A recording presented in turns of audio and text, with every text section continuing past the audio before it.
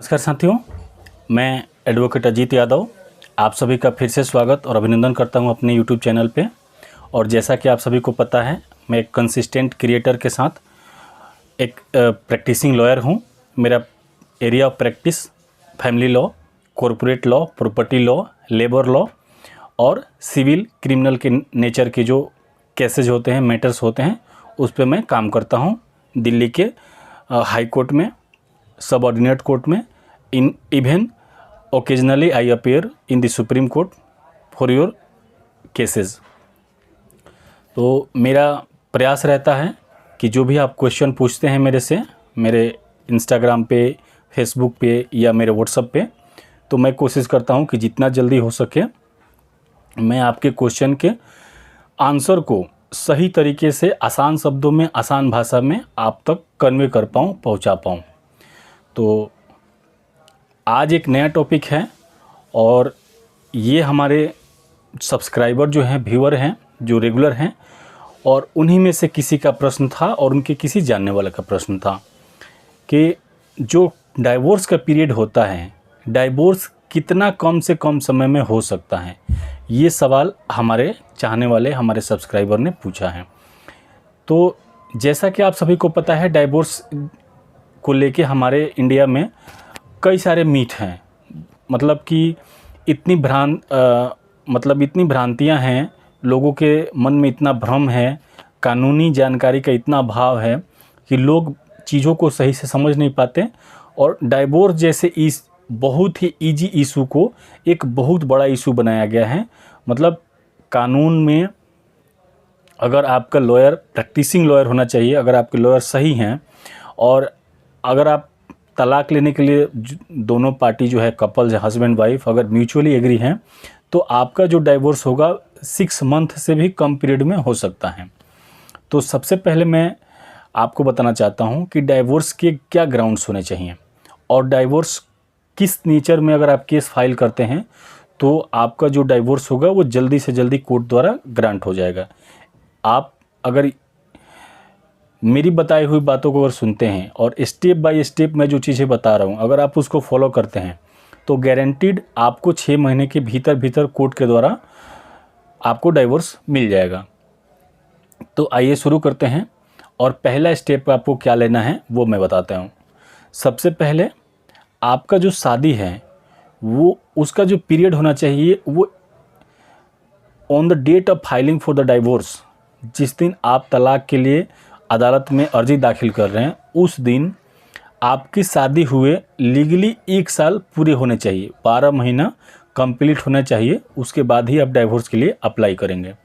अगर ये क्राइटेरिया आप पूरा करते हैं तो आपको डाइवोर्स कैसे फाइल करना है, सबसे पहले आपको म्यूचुअल कंसेंट के बिहाफ पे करना है। जब आप उसमें डाइवोर्स फाइल करते हैं फैमिली कोर्ट में, तो उसमें आपको दिखाना होता है कि हम लोग जो हस्बैंड एंड वाइफ हैं वो म्यूचुअली एग्री हैं, मतलब दोनों समान रूप से एक राय होके डाइवोर्स लेना चाहते हैं और अलग अलग रहना चाहते हैं। अब म्यूचुअली डाइवोर्स का जो कॉन्सेप्ट है, जितना इजी सुनने में लगता है उतना ज़्यादा इजी नहीं है।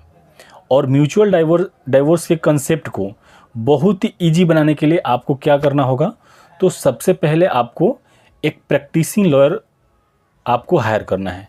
प्रैक्टिसिंग लॉयर वो लॉयर होते हैं जो कानून के विभिन्न पहलुओं की जानकारी रखते हैं, कानून में दिन प्रतिदिन होने वाले बदलाव के बारे में जानकारी रखते हैं और वो प्रैक्टिस में हों। प्रैक्टिस का मतलब है कि वो रोज़ कोर्ट में जाते हों, कोर्ट के मतलब केस में इन्वॉल्व होते हों और लोअर जुडिशरी से लेके, लोअर कोर्ट से लेके सुप्रीम कोर्ट तक उनकी उपस्थिति हो, सो दैट कि उनका जो नॉलेज होता है वो काफ़ी वास्ट होता है, उनका जो एक्सपीरियंस होता है, एक्सपोजर होता है, वो ज़्यादा होता है। तो जो प्रैक्टिसिंग लॉयर है वो आपके बहुत ही मतलब कठिन से कठिन आपके लीगल इश्यूज़ को यूँ चुटकियों में सॉल्व कर देते हैं और बहुत ही आसानी तरीके से आपको जस्टिस डिलीवर करवा देते हैं, यानी कि आपको न्याय दिलवाते हैं। तो म्यूचुअल कंसेप्ट में सबसे बड़ी चीज़ होती है आपका लॉयर का कैपेबिलिटी एंड रोल। जो अगर कैपेबल एडवोकेट हैं, प्रैक्टिसिंग लॉयर मोस्टली बिल्कुल कैपेबल होते हैं, नॉलेजेबल होते हैं और उनका जो अनुभव होता है वो आपके केस में आपको स्पीडी जस्टिस में, आपको त्वरित न्याय दिलवाने में बहुत ज़्यादा हेल्पफुल होता है। तो म्यूचुअल कंसेंट के लिए और म्यूचुअल डाइवोर्स के लिए जब पिटीशन फाइल होता है, तो जब एक प्रैक्टिसिंग और नॉलेजेबल लॉयर जब उसको ड्राफ्ट करता है, तो उसमें जो वो चीज़ें मेंशन करते हैं कि आपको बहुत ही आसान तरीके से आपको जज साहब के सामने आपकी चीज़ें जो टर्म्स एंड कंडीशन है वो पहले ही क्लियर होती हैं। तो जज साहब आपको म्यूचुअली जो डाइवोर्स होता है उसको ग्रांट करने में मतलब बहुत ही कम समय में पूरे प्रोसेस को कम करके, मतलब आपका समय जो होता है रिड्यूस हो जाता है और आपको ईजिली जस्टिस मिल जाता है। दूसरा क्या होता है, जब भी आपका जो डाइवोर्स पिटीशन होता है उसको आप ज्वाइंटली फाइल करें। ज्वाइंटली मतलब उसमें दिखाया जाना चाहिए कि दोनों व्यक्ति इसके लिए राजी हैं, हस्बैंड वाइफ म्यूचुअली एग्री हैं और वो डाइवोर्स लेना चाहते हैं। तो जजेज को भी इसमें सहूलियत रहती है कि हाँ, इन्होंने अगर म्यूचुअली ये लोग एक राय होकर अगर ये डाइवोर्स लेना चाहते हैं तो जजेज इस पर प्रेशर नहीं डालते हैं।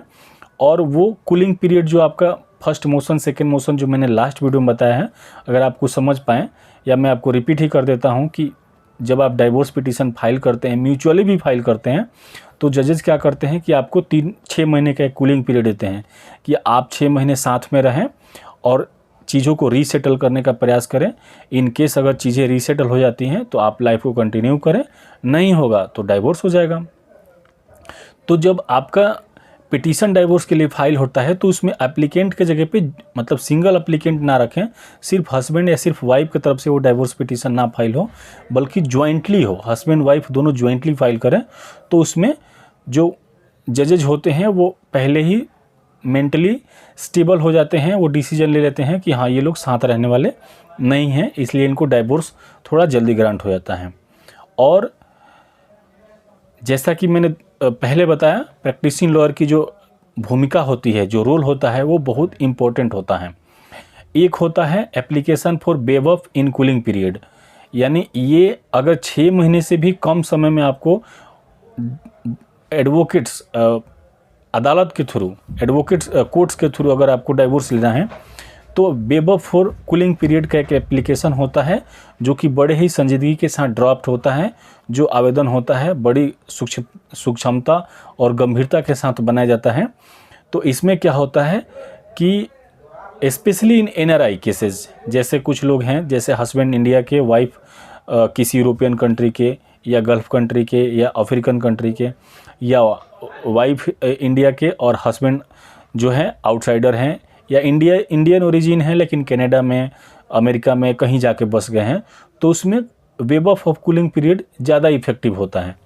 तो उसमें वो पहले ही जो एडवोकेट होते हैं उसमें चीज़ें मेंशन कर देते हैं कि इनको कूलिंग पीरियड से वेव ऑफ दिया जाए, यानी कि जो 6 महीने साथ रहने की जो शर्त होती है on the date of filing of divorce petition, तो वो पहले ही उसको वेव ऑफ करने के लिए, नहीं माफ़ करवाने के लिए आवेदन लगा देते हैं कि इनको साथ में रहने वाला जो 6 महीने वाला कॉन्सेप्ट है उसको ना दिया जाए। तो उसमें जजेज अगर उसको कंसीडर कर लेते हैं तो आपको बिना 6 महीने बिताए साथ में आपको मतलब 3 महीने में, 4 महीने में आपको डाइवोर्स मिल जाता है। तो ये सारे प्रोसेस हैं और इसको अगर आप फॉलो करते हैं तो 6 महीने से पहले पहले आप डाइवोर्स ले लेंगे। एक क्विक रिवीजन में आपको करा देता हूँ कि अगर आपको म्यूचुअली अगर आपको डाइवोर्स लेना है विदिन 6 मंथ तो आपको क्या करना है। सबसे पहले आपको प्रैक्टिसिंग लॉयर हायर करना है जिनकी एक्सपीरियंस और एक्सपर्टीज हो इस फील्ड में। दूसरा, आपको म्यूचुअल डाइवोर्स फाइल करना है, ज्वाइंट एप्लीकेंट होना चाहिए और साथ में आपको कूलिंग पीरियड से वेव ऑफ का भी एप्लीकेशन लगाना है।